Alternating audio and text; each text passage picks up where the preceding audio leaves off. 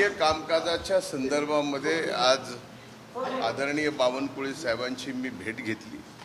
महसूल विभागाचे बीड जिल्ह्यातले आणि परळी विधानसभा मतदारसंघातले काही प्रश्न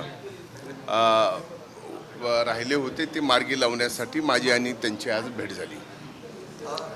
दुसरीकडे अजित पवार ट्विट करत आहे, तुमच्यावर आरोप होतोय की बीड पोलिसांनी काही पलंग मागवलेले आहेत, हे पलंग नेमकी आता त्याची गरज का आहे? एक लक्षात घ्या, एकंदरच या बाबतीत पोलीस प्रशासनाने स्टेटमेंट दिलेलं आहे की हे पूर्वीच ज्या खाता मागवल्या होत्या त्या पूर्वीच मागवलेल्या आहेत। हे काही ही घटना घडल्यानंतर किंवा घटना घडायच्या नंतर किंवा आरोपी अटक होणार आहे त्यावेळेस काही केलेलं नाही, तर त्याच्या अगोदरच त्यांनी त्या खाट मागवल्या असं पोलीस प्रशासनाने त्यांच्या स्टेटमेंटमध्ये अतिशय सुस्पष्टपणाने सांगितलेलं आहे।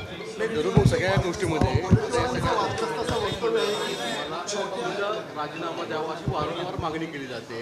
काय खरंच अशा स्वरूपाची एक मुद्दा असा आहे की मी राजीनामा द्यावा तर का द्यावा याचं काहीतरी कारण लागेल। या कुठल्याही प्रकरणामध्ये मी ना आरोपी आहे ना माझा या प्रकरणाशी कुठलाही अर्थार्थी संबंध आहे।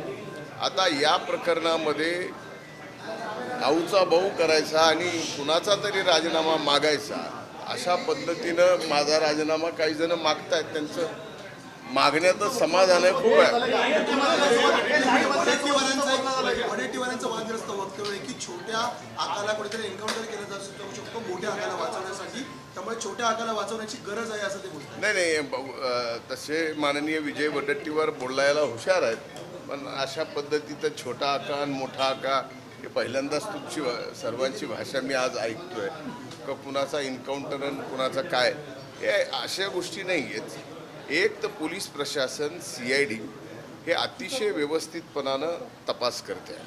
आमच्या दृष्टीनं दिवंगत संतोष देशमुखची जी हत्या झालेली आहे आणि ज्यांनी हत्या केलेली आहे त्यांना फास्ट ट्रॅक कोर्टामध्ये नेऊन फासावर चढवणं हा सगळ्यात पहिला उद्देश आमचा या प्रकरणामध्ये आहे।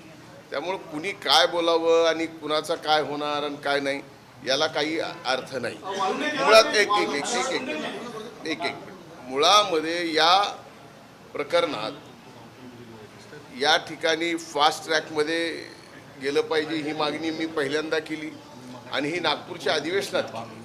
त्यामुळं लगेचच चार्जशीट या ठिकाणी राहिलेले जे काय आरोपी आहेत ते अटक करून लगेचच चार्जशीट दाखल करावी आणि फास्ट ट्रॅक कोर्टामध्ये या हत्येकरांना फाशीची शिक्षा मिळावी।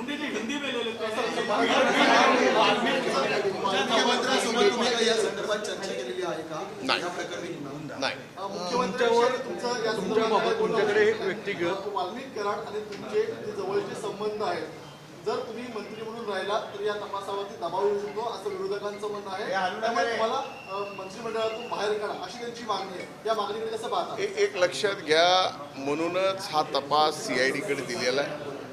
हा तपास न्यायालयीन पण होणार आहे, त्यामुळं त्या तपासाशी कुठल्याही प्रकारचा प्रभाव मी मंत्री म्हणून राहून होऊ शकत नाही। म्हणूनच या ठिकाणी CID, SIT आणि न्यायालयीन ह्या तिन्ही प्रकारच्या चौकशा या ठिकाणी चालू आहेत। पालकमंत्री करू नये म्हणून या सगळ्या गोष्टी घडत आहेत का? एक लक्षात घ्या, याच्यात का घडतं हे आम्हाला कळण्यापेक्षा माध्यमांना जास्त अगोदर कळतं। आता या बाबतीमध्ये का घडावं, या बाबतीत मीच पालकमंत्री, मीच मंत्री, मीच का नसावं, हे जे विरोध करणारे लोक आहेत आपण त्यांना प्रश्न विचारले तर अधिक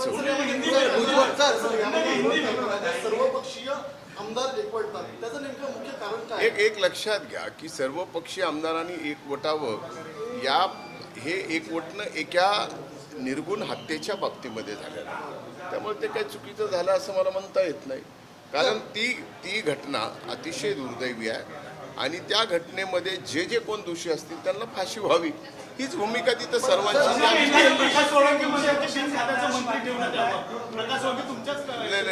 आता मला कोण म्हणलं माहीत नाही, पण बिन खात्याचं मंत्री कसं ठेवता येतं शासनाने त्यांच्याकडनं पूर्णपणानं पालकमंत्रीपदासाठी बीडची भूमिका काय आहे? सर्वपक्षीय आमदार म्हणतात की मुख्यमंत्री किंवा अजितदादांनी बीडचं पालकमंत्रीपद घ्यावं. या बाबतीत जे निर्णय घेतील ते आमचे नेते आदरणीय अजितदादा घेतील.